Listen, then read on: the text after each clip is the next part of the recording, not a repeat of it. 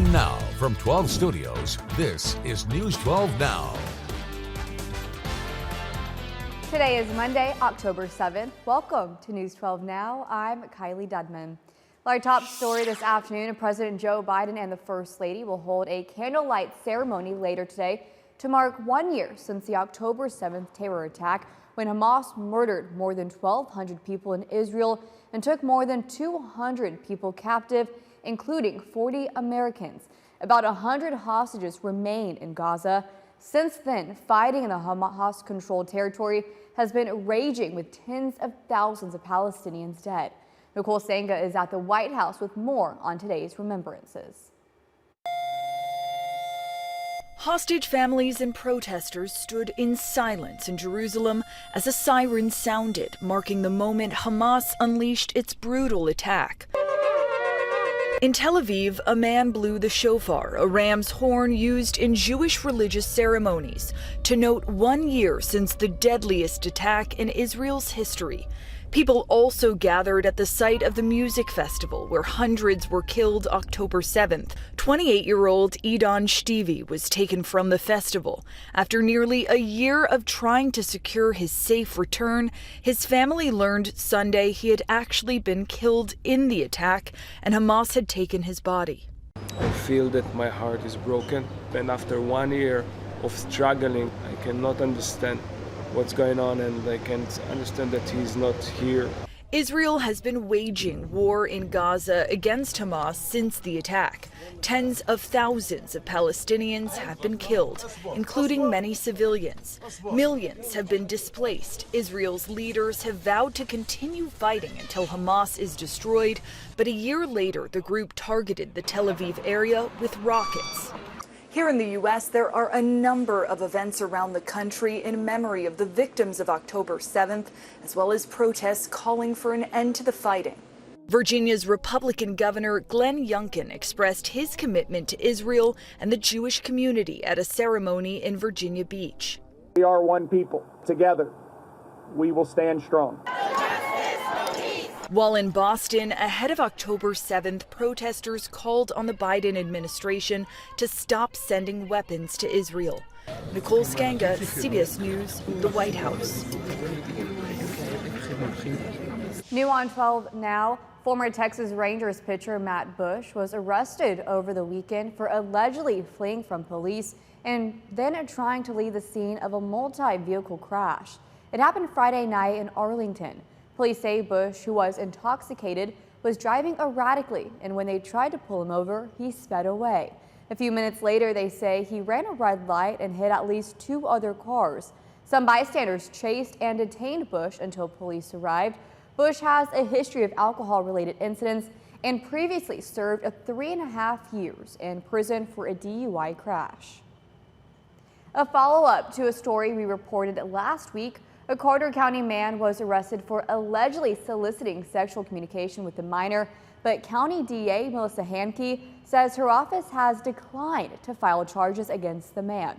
The original arrest came after the Oklahoma Predator Prevention Group posed as a teenage boy online and live-streamed a video of them confronting Robert Dodd after he allegedly sent explicit material. The district attorney's office says the group did not have the proper expertise to handle such an arrest and cared more about social media likes than getting an actual conviction. The DA says law enforcement will conduct an investigation into the case. Yet another dangerous hurricane is threatening the Gulf Coast. Hurricane Milton has intensified to a Category 5 storm, but is expected to make landfall Wednesday as a Category 3 storm. Christian Benavides reports from St. Petersburg, Florida. On Florida's west coast, a now all-familiar sight of filling sandbags and preparing for a hurricane's direct hit. At the Bell Islander Market in St. Petersburg, owner Bradley Bell just got done cleaning up from Helene. How did it impact this community? It devastated them. All their belongings, their world is on the side of the road. Now Hurricane Milton is forecasting to make landfall as a life-threatening Category 3 storm Wednesday along Florida's west coast. Helene left behind catastrophic damage and killed at least 230 people across the southeast. On Florida's west coast, Helene caused billions of dollars in damage. Storm surge reached higher than 15 feet in some areas, leaving many homes almost completely underwater. How high did the water reach? So the water came up 4 feet. And this is the water line here. That's the water line. And it sat there for hours. Kevin Batzdorf is the president of the Shore Acres Civic Association in St. Petersburg. The area is still covered with a field of debris from Hurricane Helene. Now they have to evacuate from wherever they are and go somewhere else. We don't know what's going to be left when we get back. And debris is still piling up at this waste facility where we met up with the mayor of Tampa. What's your concern for people who say, oh, well, I'm just going to stay and ride this out? That mindset is going to take your life. If you choose to fight with Mother Nature, she wins 100% of the time. People across the Tampa Bay area are waiting in lines for hours to get sandbags as they prepare for Hurricane Milton. At this point, officials are deeply concerned about the piles of debris that are out there. There are two major concerns. One, that it could go flying, and two, that it could clog up storm drains. At least 51 Florida counties are under a state of emergency. Cristian Benavides, CBS News, St. Petersburg, Florida.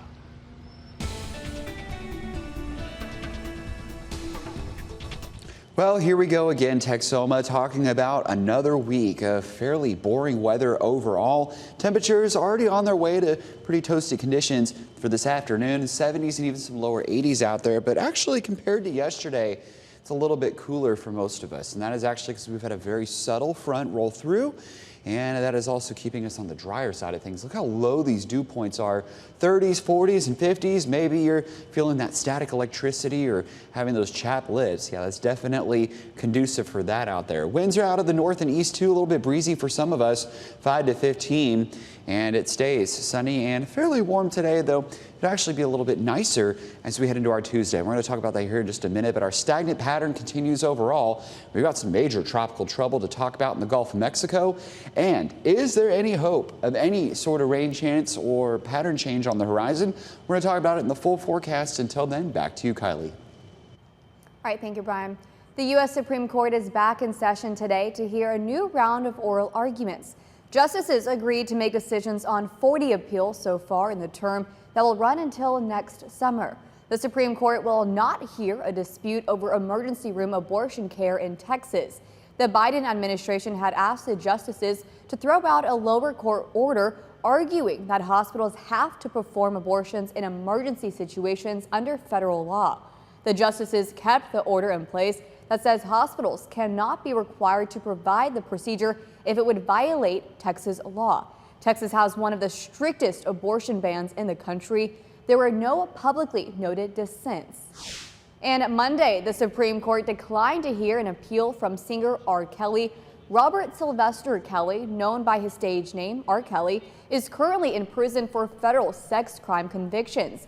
He told the Supreme Court he was wrongfully retroactively prosecuted under a federal law that passed in 2003. It made the statute of limitations indefinite for sex crimes with minors. Federal prosecutors declined to respond to his appeal. The Supreme Court denied the appeal without explaining its reasoning. There were no noted dissents. And today, the Supreme Court declined to hear an appeal from Elon Musk's X Corp, claiming special counsel Jack Smith violated the First Amendment. The special counsel obtained a search warrant for former President Donald Trump's messages on Twitter and barred the company from disclosing it. The warrant was part of the investigation into Trump's efforts to overturn the 2020 election. He was indicted last year, and his case is pending in federal court. Twitter, now known as X, argued Trump should be allowed to claim executive privilege and initially declined to comply. It was fined $350,000. The company didn't challenge the search warrant itself, but rather the gag order. Thank you for watching today's News 12 Now. Make sure to subscribe so you find out why Texoma turns to us. You can also follow us on Instagram and Facebook, where you'll see more social media exclusive content. Want more News 12 Now? Watch us live every weekday through the KXII app on your phone or TV and through our website.